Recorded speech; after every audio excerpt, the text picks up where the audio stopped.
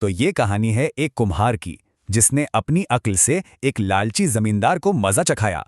कभी सोचा है एक परछाई की कीमत क्या हो सकती है? इस कहानी में बुद्धि और दौलत की जबरदस्त टक्कर है। लोक कथाओं में एक मजेदार किरदार होता है ट्रिकस्टर। ये अपनी ताकत से नहीं बल्कि दिमाग से जीतता है।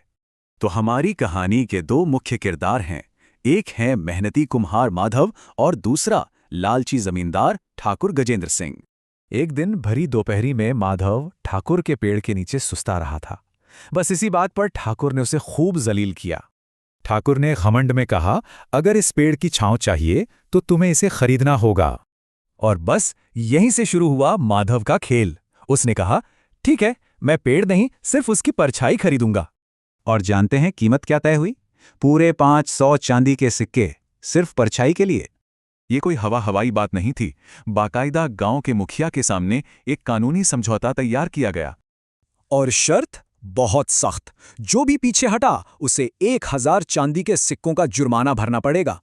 अगले दिन से माधव ने अपनी प्रॉपर्टी का इस्तेमाल शुरू कर दिया। अपना चाक और खच्चर लेकर वहीं पहुंच गया। मगर परछाई तो एक जगह टिकती नहीं। सूरज के साथ साथ माधव की प्रॉपर्टी भी खिसकने लगी। और जहां जहां परछाई गई, माधव अपना सारा सामान लेकर उसके पीछे पीछे पहुंच गया। ठाकुर की जिंदगी में तो भूचाल आ गया। चाक का शोर, खच्चर की गंध, घर में शांति खत्म।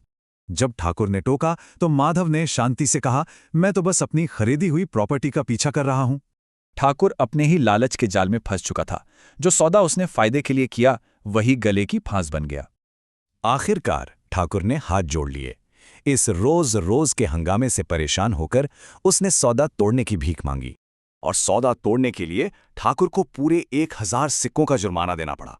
माधव का पैसा डबल। तो हुआ ये कि ठाकुर ने अपने पैसे और इज्जत दोनों गंवाए, और माधव ने सूझबूझ से इज्जत और पैसे दोनों कमाए। ये कहानी सिर्फ एक कहानी नहीं है, बल्कि न्याय और बुद्धि पर एक बहुत बड़ा सबक है। तो इस जीत से क्या सीखने को मिलता है?